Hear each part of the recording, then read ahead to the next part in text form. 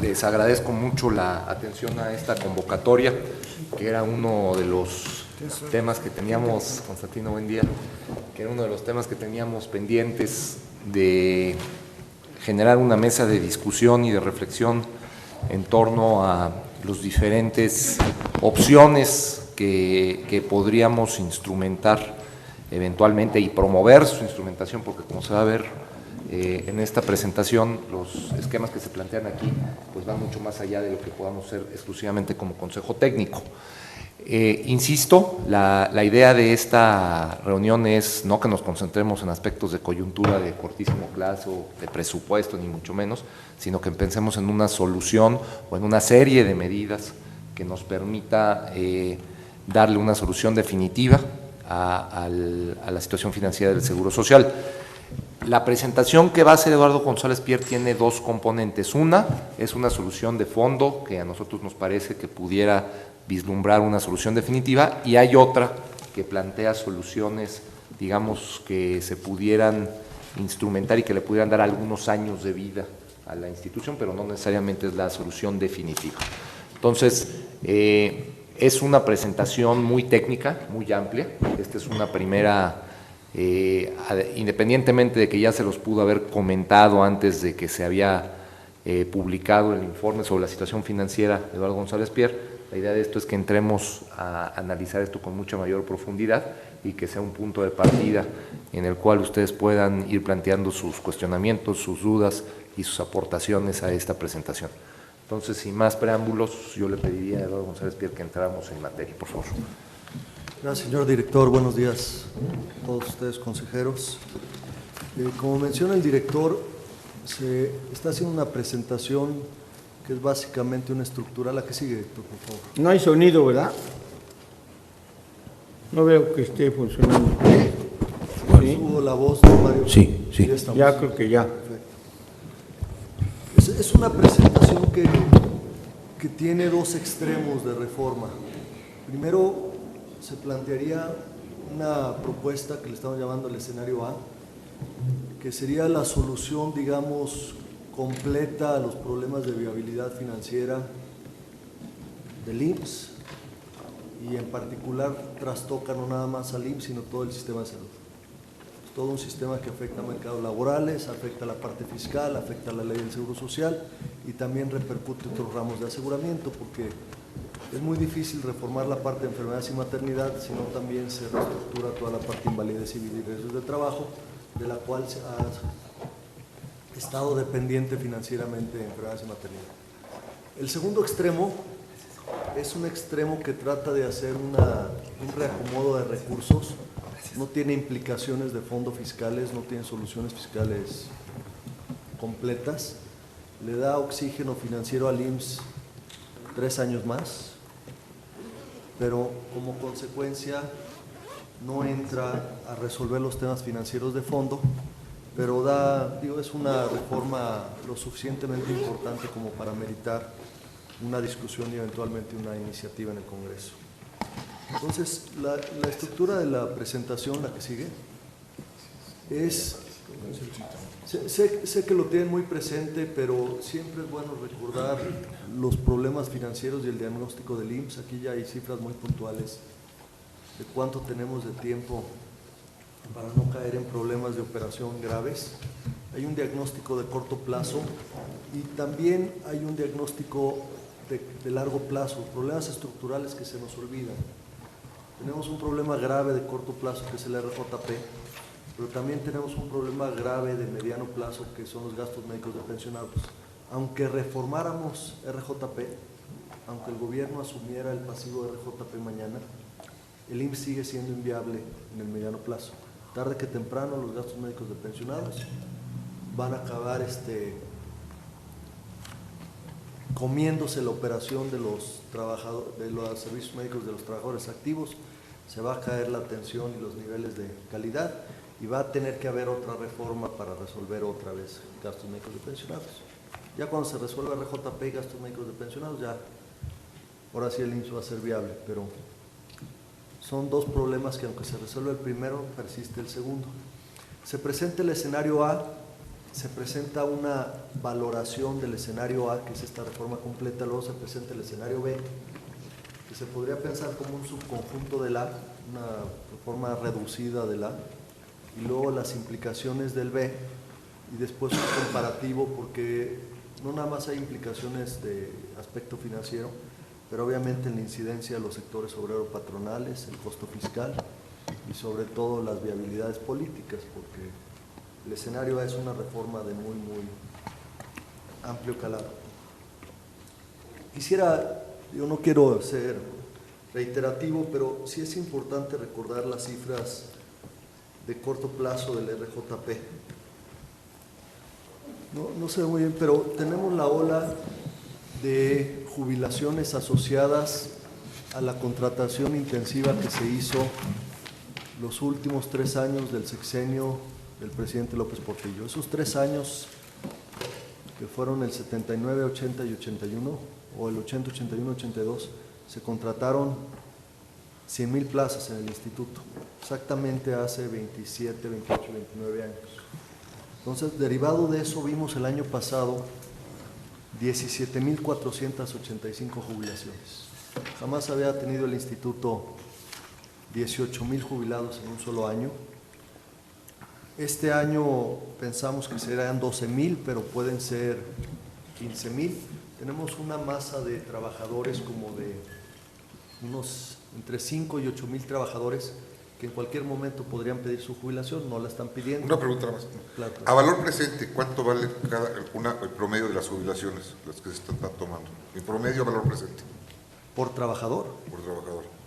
Sí, Salomón, mira, a valor presente, hay varias cifras de valor presente en términos actuales, pero el más sencillo es que todas las jubilaciones cuestan 1.2 billones, o sea, 1.2 millones de millones. De eso, la mitad, 600,000 millones, son los que ya están jubilados, que ya están fuera. Eso ya. De los otros 600,000 están asociados a 316,000 trabajadores contratados antes del 2004. De todos los trabajadores que tiene el IMSS, el pasivo nada más está asociado a los que estaban antes del 2004. Del 2004 al 2008 es la subcuenta 2, y del 2008 para adelante ya están en cuentas individuales. Entonces tenemos una deuda de 600,000 millones con 316,000 trabajadores. Casi 2 millones. De 2 millones. O sea que si ahorita repartiéramos los 600,000 entre los 300,000 trabajadores, tenemos un pasivo con cada uno de ellos de 2 millones de pesos. Claro, va desde los 11 millones hasta los... Sí, pero para tener más o menos un... ¿Qué? Y bueno, vamos a entregar esta administración con 230,000 jubilados activos, o sea, jubilados ya la nómina. El RJP va a traer, desafortunadamente aquí no se ve, pero las columnas rojas sólidas son las ya realizadas, las rojas rosas son las esperadas. Tenemos ahorita al cierre aproximadamente 190,000 activos, trabajadores jubilados, y vamos a cerrar la administración como con 230,000 jubilados. Tenemos 400,000 activos, ya tenemos menos de 2 a 1 activos por pensionados, que es una situación muy grave, ¿no? Sí, muy grave. Cuando se reformó el IBCM en el 95, la proporción de trabajadores activos era como 9 a 1, 8 a 1, y ya estaba en situaciones muy precarias. Ahorita estamos, ¿qué? ¿2-1? Casi. 2-1. 2 y medio. 2-1, sí.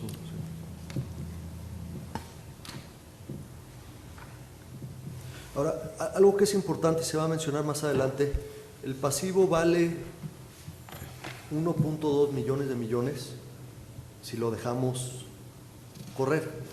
Ese es el escenario de no hacer nada, dejar que todo el mundo siga su carrera salarial, llegue a los 28 años, 27 años, pida su pensión, le demos su pensión y se la paguemos todo el tiempo. Hay formas de reestructurar eso, obviamente no son formas sencillas, Pero está lo que vale si dejamos que todo corra y está lo que vale al día de hoy. O sea, siempre estás hablando de valor presente, ¿no? Estoy hablando de valor presente, pero hay formas de evaluar esos asumiendo si ya son las contingencias asumidas el día de hoy o es lo que pasaría si llegaran y cobraran su pensión. Por ejemplo, una forma de evaluar el pasivo es pensar cuánto cuesta la liquidación de todo el personal. Eso es distinto al valor presente del RJP. Entonces son dos extremos de evaluar una contingencia laboral. Lo que se refleja en esta lámina, aquí nada más mencionaría dos cifras. Del lado izquierdo pues es la nómina del RJP. El año pasado cerró en 37,718, perdón, 33,000. Este año va a brincar a 37,700. Para el 2011 tenemos 43,000, 48,000, 52,000. Cada año está incrementándose como 15%. Y ese 15% de incremento nos está desplazando otros rubros de gasto. Es decir, lo que aumenta cada año los ingresos del IMSS por conceptos de cuotas obrero-patronales y la parte estatutaria que paga el gobierno federal, todo lo que ingresa adicional cada año el IMSS por sus ingresos de ley se va íntegramente y no alcanza a pagar los incrementos de las dos nóminas, la de activos y la de jubilados. No queda un solo peso para aumentar el gasto de materiales y suministros, para aumentar servicios generales, para aumentar conservación, inversión. De los, digamos, 10,000 millones de pesos que se incrementaron los ingresos de del año pasado a este, se fueron esos 10,000 millones de pesos a los incrementos de RJP y de nómina. No sobró nada para todos los demás. Entonces, estamos en una situación donde la empresa se está convirtiendo en un pagador de nóminas. Ahora, la parte más grave es que desde el año pasado estamos viviendo con un gasto más allá de nuestras posibilidades. El año pasado se usó por primera vez en la historia la subcuenta 1, este año vamos a usar entre 14, 15, 12, dependiendo de cómo cierran los ingresos. Vienen bien los ingresos, pero de todos modos va a haber uso del fondo laboral. Y en un escenario de mucha contención de gasto, que fue el que se aprobó el viernes pasado en Consejo Técnico Extraordinario, que es un escenario no amplio de gasto, restricciones en materiales y suministros, un freno de contrataciones de plazas, etcétera. Aún con esa contención, la subcuenta 1 del Fondo Laboral se agota a finales del 2012. Es decir, conteniendo el gasto, hay una muy alta probabilidad que el instituto no tenga para pagar sus nóminas, o a finales del 2012 o a principios del 2013. O sea, no estamos hablando de no comprar medicinas, no vamos a poder pagar la nómina. Y es el peor momento para entrar en una situación de crisis cuando hay una transición de gobierno, hay una nueva administración, hay un equipo de transición, hay un secretario de Hacienda, digamos, designado pero no en funciones, y no son los momentos como para tener... ¿Eso qué quiere decir?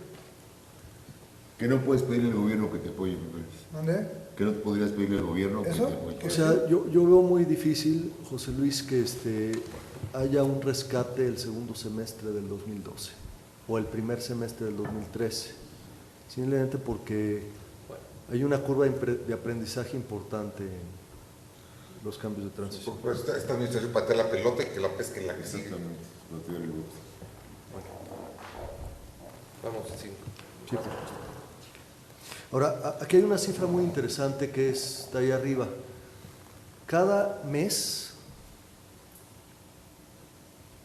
el pasivo laboral de los 316,000 trabajadores incrementa 2,600 millones de pesos. O sea, cada mes que no se hace ninguna decisión, esa bola de nieve, que no es la bola de nieve completa porque ya se reformó para adelante, es nada más los que vienen atrás, que si bien es una población fija, la población está creciendo, Es una población que se está renivelando en sueldos, es una población que está generando antigüedad, etcétera. Todo eso crece 2.600 millones cada mes. Ahora, lo que vemos en la siguiente lámina es la historia o el futuro presupuestal del IMSS. Del lado izquierdo tenemos los componentes de gasto y los verdes son los componentes de gasto que son muy difíciles de ajustar. Son las pensiones de ley, los gastos de prestaciones económicas, servicios de personal, la nómina de RJP y los recursos destinados a reservas. Si el instituto le mete ajustes al presupuesto es muy difícil que baje sumas aseguradas, que baje reservas, y donde casi siempre se ajusta el gasto es en los otros tres, que es materiales y suministros, conservación e inversión y servicios generales, que son las tres líneas rojas y rosas de arriba. Entonces lo que vemos es que conforme va subiendo la nómina y el RJP, aunque sí suben los ingresos, como se ve que va subiendo, no sube la disponibilidad per cápita. Y lo que está pasando es que se está reduciendo el margen que tenemos para ese tipo de gastos, y cuando baja materiales, suministros, servicios generales y conservación, lo que baja es la calidad de la atención. Digamos una situación donde sí tenemos nómina, pero no tenemos suficientes adicionales para dar una buena atención. Ahora, pasando a los otros problemas estructurales, no todo el problema es RJP. Hay un problema muy grave que es la que sigue, gastos médicos de pensionados, y también tenemos un problema de desbalance de seguros. En la siguiente, nada más para recordar RJP, el director recientemente dio una cifra que se ha venido manejando como parte del informe financiero al Ejecutivo. El IMSS tiene una deuda muy grande con todos aquellos trabajadores que les cobró 1,5 puntos del salario a cambio de prometerles gastos médicos de pensionados durante toda la vida de su pensión. Y eso vale muchísimo, vale 36 puntos del producto. Entonces, tenemos ahí 2,9 millones de trabajadores ya pensionados que cotizaron, que se les cobró 1,5 puntos, ese 1,5 puntos se usó para gastar la operación en su momento, y actualmente esos 2 millones tienen un compromiso de un servicio médico que vale 36 puntos del Producto Interno Bruto, es decir, 4,3 billones. El 1,5 no alcanza, y si subiéramos las primas a su nivel de equilibrio de 50 años, ese 1,5 tendría que ser 12,5 puntos de la nómina para que salieran las cuentas. Es decir, subir cuotas obrero-patronales 11 puntos más. Y esto se va agravando porque no suben los ingresos, pero sí la proporción del gasto que se va a pensionados sigue subiendo. El otro problema estructural es el desbalance. Esto es pensionados, no nuestros trabajadores, ¿eh? Es hacia afuera. Los 2,6 millones más los que se vayan acumulando. O sea, Esos derechohabientes. Derechohabientes, correcto. es más costoso lo que la ley les prometió de servicios médicos a los pensionados de que la pensión que reciben. Es decir, un pensionado promedio que recibe 2 salarios mínimos de pensión, a lo mejor cuesta 4 salarios mínimos de atención médica. Ese es el pasivo más importante que tiene el instituto con sus pensiones. Ahora, dejando nada más sobre la mesa los dos grandes problemas estructurales del IMSS, RJP desde el punto de vista del IMSS patrón y GMP, gastos médicos de pensionados, desde el punto de vista del IMSS asegurador. La propuesta o la reforma de fondo que se comenta en la siguiente lámina sería la reestructuración completa del sistema, y tiene 5 puntos mancomunados. Voy a leerlos y podemos entrar al detalle de cada uno de las siguientes láminas. El primer punto es pasar la nómina del RJP al gobierno federal. De la misma manera que la reforma de IBSM 95, las pensiones en curso se pasaron al gobierno federal y la sigue pagando actualmente, la intención sería que también la nómina de RJP fuera a formar parte de las obligaciones del gobierno federal. No sería los de fuera, ¿no? Los de fuera. De la derechohabiencia. Esto es de los nuevos. Estos ya están afuera. Ya el gobierno federal ya paga los pensionados de ley 73. Ya todos. Sí, sí, derechohabiencia. Esto es el caso. Unos de dentro, ok. Estos son todos los de adentro, los 43,000 que cuesta el siguiente año la nómina de RJP, es pagársela al gobierno federal. Ahora, obviamente, eso genera un desequilibrio muy importante hacia adentro de las finanzas públicas. O sea, el gobierno no está en una situación de absorber 43,000 millones de pesos adicionales. Entonces, la solución del RJP no es nada más pasárselo a Hacienda, sino también encontrar formas para que la Secretaría de Hacienda y el gobierno tenga esos espacios presupuestales para absorber la nómina. ¿Cuánto representa lo que está pagando ya el gobierno ahorita, en los de afuera? 109,000 millones. Ya está en el presupuesto cada año. O sea, sería pasar de 109 a 150 y tantos. Y va en incremento. Ahora, la nómina de RJP en su pico va a llegar a valer 100,000 millones dentro de 15, 20 años. Si no se hace nada. Yo tengo una duda. Cuando estamos en el A, que se dice reducir el pasivo laboral asociado al régimen de jubilaciones y pensiones, ¿estamos hablando exclusivamente de los trabajadores del instituto? Sí. Nada más. Porque sí hay que, porque en las modificaciones a la ley que hicieron en el 95, entraron en vigor el 1 de julio del 97, ya eso ya lo absorbe el gobierno federal, ¿así es? Correcto. Entonces, A los de la ley de 73. pues sí, estamos pagando las consecuencias de decisiones políticas para problemas económicos. Sociales. Ahora, no se trata nada más pasar la nómina del RJP, hay cosas que el instituto como administrador puede hacer para que ese pasivo sea menor que el actual. Sí. Se puede ver alguna serie de medidas Bueno, que más adelante se van a platicar, que son medidas de contención de esa nómina, para que lo que eventualmente se le endose al gobierno federal sea bueno, dile que cada una llega la expresión reducida del RJP actual. Préstame el otro en dado caso yo te lo cambio. El segundo punto es rebalancear las primas. A IB le sobra 1,5 puntos, a RT le sobra casi 1 punto, y a gastos médicos de pensionados y enfermedades y maternidad le faltan puntos. ¿Cuánto le falta? Viene un poquito más adelante, pero le faltan como 4 puntos. Ahora, esta propuesta, quizás lo más importante es el punto C. Y dice pasar, o sea, sustentar el financiamiento público federal de la atención médica. Aquí no es del IMSS, es de todo el gobierno federal. O sea, toda la atención de todos los trabajadores del apartado a una aportación de la seguridad social con base en el consumo. Es decir, ¿Cuántos puntos del IVA? IVA. 7. ¿Del que ya existe o la propuesta es incrementar el IVA o es del IVA que ya existe? Sí, 7 puntos más de IVA para pagar. La propuesta es pasar del 16 no generalizado que tenemos actualmente a 10 no generalizados y 7 generalizados para la salud. ¿Esa propuesta de quién es? Es la que viene más adelante. ¿Pero esa quién la hace, nosotros o la hace la Hacienda?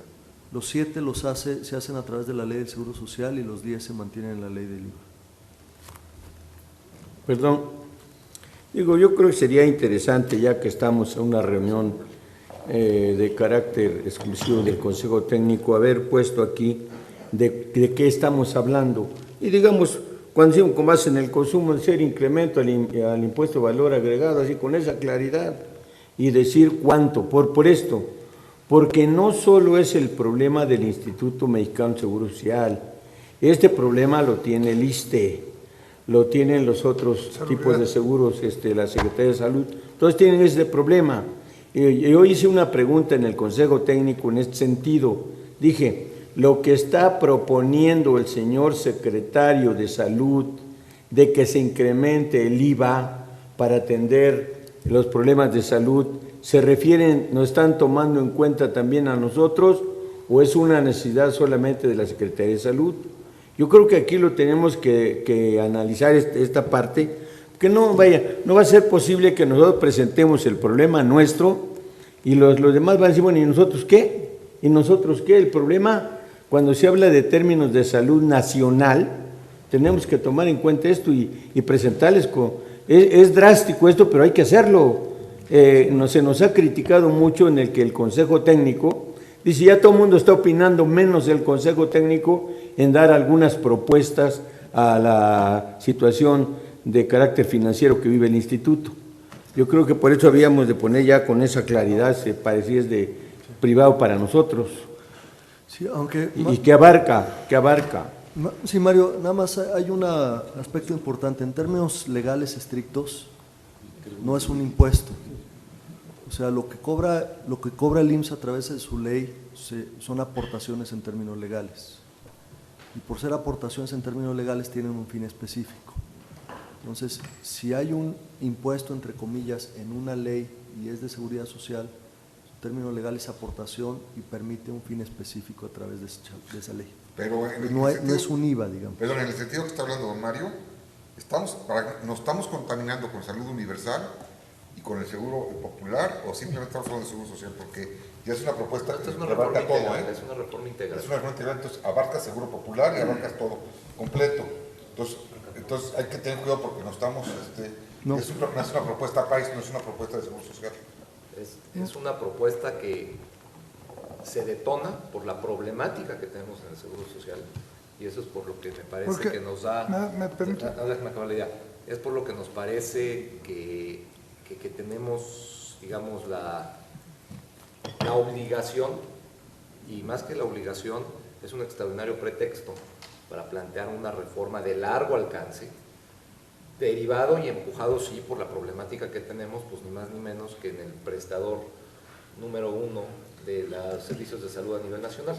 Entonces, ese es el sentido de la propuesta, y yo también lo que nada más, es la primera lámina, lo que pediría es que vayamos a fondo en cada una de ellas, una vez ya para entrar a la discusión del alcance que pudiera tener la reforma.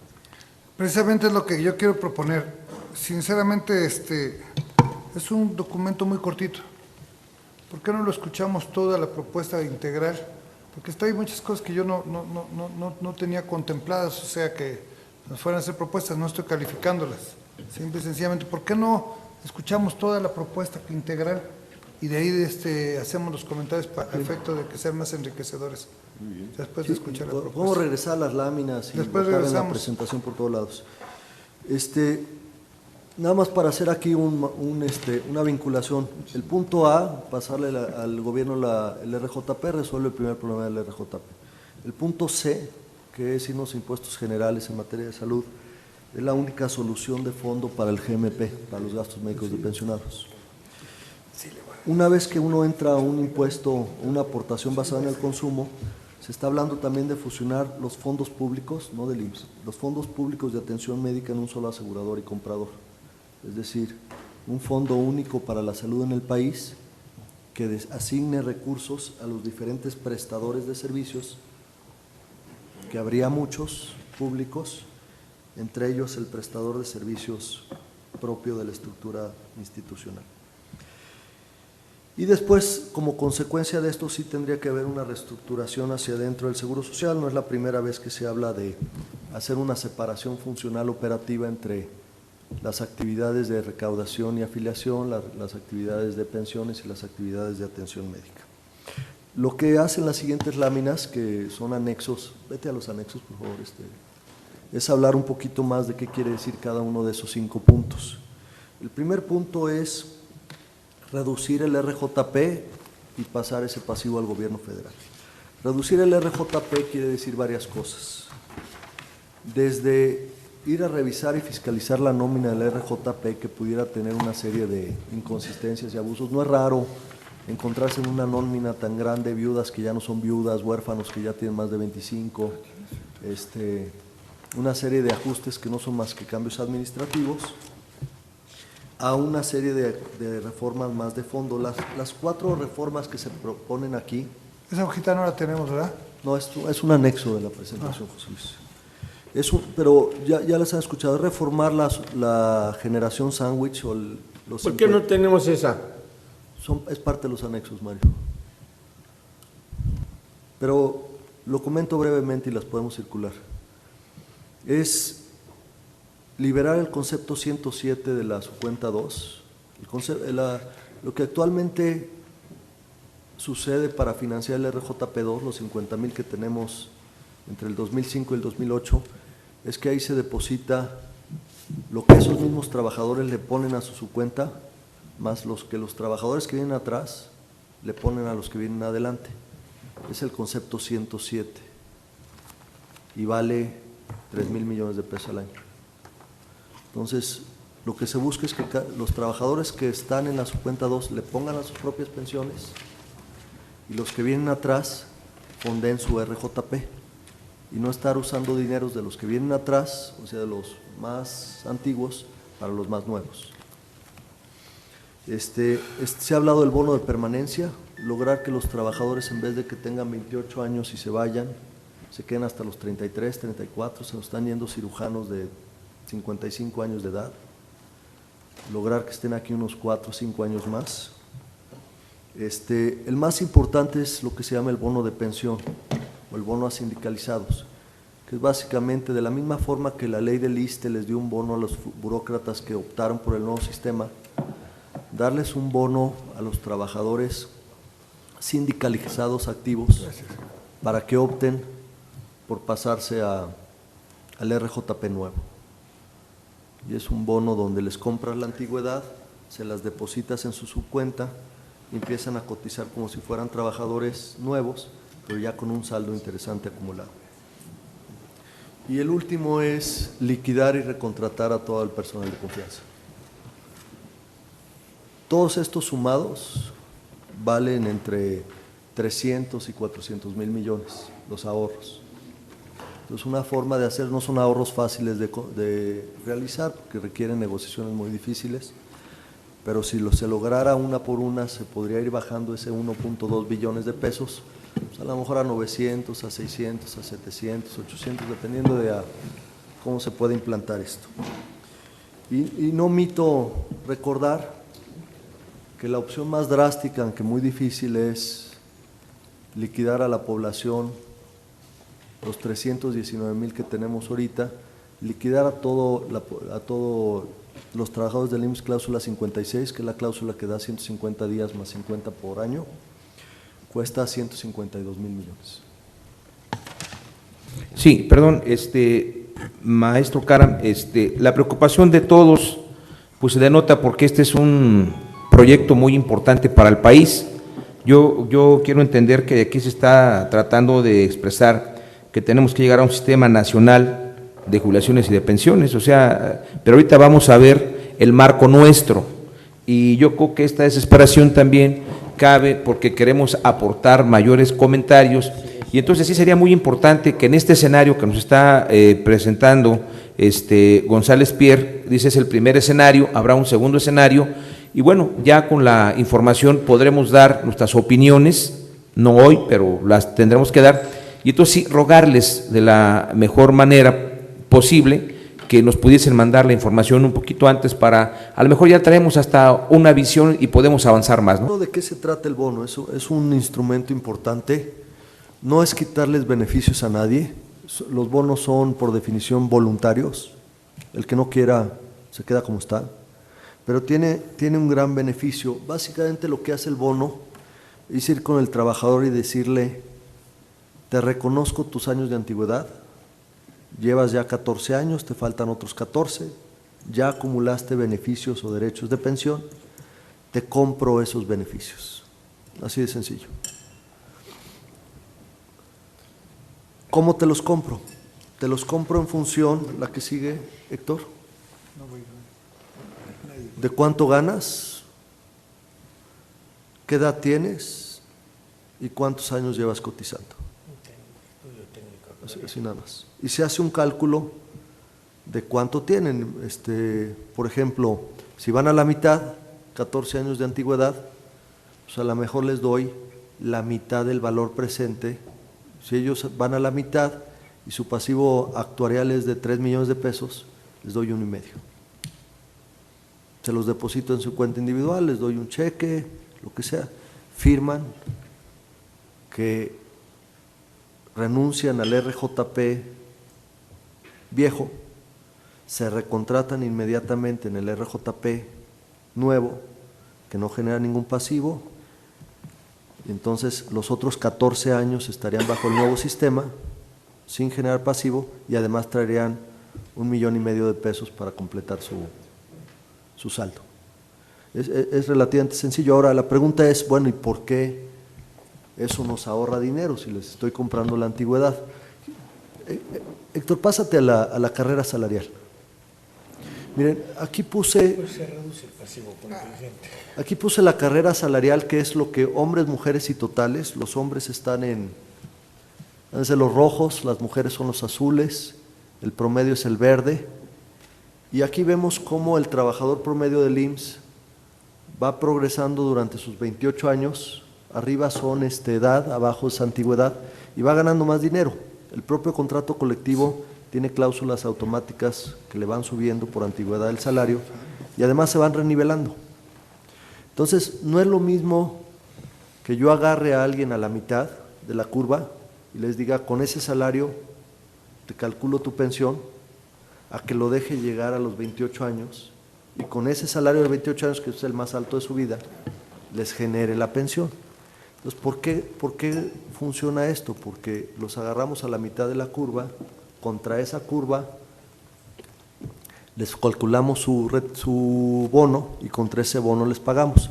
Por lo regular, los trabajadores aceptan en la medida en que piensen que los próximos 14 años a lo mejor no tienen certidumbre laboral, no van a incrementar en oportunidades, a lo mejor quieren comprar la casa que la tienen hipotecada y prefieren el 1,5 millones para pagarle al banco que esperarse 14 años a su pensión.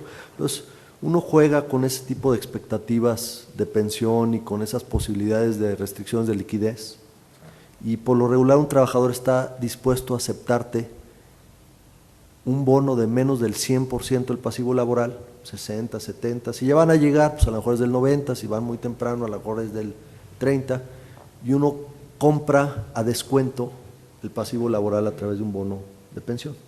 Es básicamente lo posible. Eso hace que el 1.2 billones lo recompremos, no sé, estoy inventando porque son cifras difíciles, a la mitad de precio. Pregunta, ¿se ha encuestado para ver qué porcentaje de la gente le entraría o no le entraría? ¿Sería opcional? No tenemos una idea de qué porcentaje. Pues sí, podemos atender a la experiencia y no le va a entrar casi nadie. O sea, es muy bajo el bateo en ese tipo de compra de bonos. Esto debe ser una fórmula integral, lo he escuchado con toda atención, pero no funciona. No funciona, lo hemos implementado, con eso arrancamos en los años 80 y tantos, cuando se empezaron a privatizar la industria paraestatal, no funcionaba. Se acercaban a recoger estos bonos 10, 15% de los trabajadores y en condiciones de las que menos tú querías, de las que menos tú pensabas. Aquel que ya le va en la carrera a la mitad y que es el más peligroso porque va en la curva hacia arriba de tener mejores salarios y estar más cerca de su pensión, normalmente ya no te lo compra porque también le calculan. Y más aún en una institución como la nuestra, en que podemos captarnos que los trabajadores, si a algo le pescan, es hacer sus cálculos de esta situación. Todos están jubilando, bueno, el 30% están abajo de los 50 años de edad en que se jubilan. Y esto les da una perspectiva de análisis de decir, yo mejor me aguanto y a los 47, 48 compro pues los 40 más que me quedan, porque pues son compañeros que además tienen más salud que todos los demás por la liga que tienen precisamente de atención con el propio instituto. Esta medida, discúlpame, Lalo, digo, yo sé que tú estás en esta tesitura y que suena un planteamiento que nos hacen. Esta medida, si en determinado momento la pusiéramos en práctica, tendría que ser para todos los trabajadores, con algunas excepciones, si alguien tiene 1 año para jubilarse, 2 años, o sea, algunas cuestiones. O sea, pero tú dirías que el esquema opcional es el que no jalaría. De verdad, yo no sé si coinciden mis compañeros, nunca ha funcionado, de verdad. Pero tendría que ser mandatorio, obligatorio. Sin duda. En este caso creo que Lalo se podía asesorar con cualquiera de nosotros y le aportamos lo que sí nos ha funcionado.